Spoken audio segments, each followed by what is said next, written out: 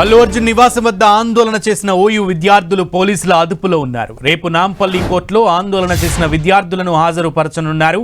మొత్తం 6 నిందితుల్ని అదుపులోకి తీసుకున్నారు పోలీసులు. వీళ్లను న్యాయస్థానం ముందు ప్రవేశపెట్టనున్నారు.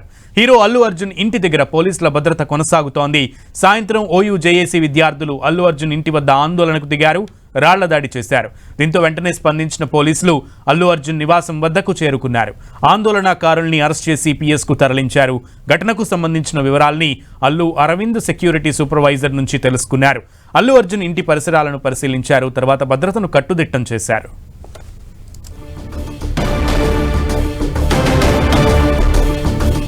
రైట్, అల్లు అర్జున్ నివాసానికి సంబంధించి నివాసం దగ్గర ఓయూ జేఏసీ నేతలు సాయంత్రం దాడులు చేశారు. ఈ దాడులకు సంబంధించిన నిరసనకారులు పోలీసుల అదుపులో ఉన్నారు. అల్లు అర్జున్ నివాసం దగ్గర ఆందోళన చేసిన 6 విద్యార్థుల్ని పోలీసులు అరెస్ట్ చేశారు.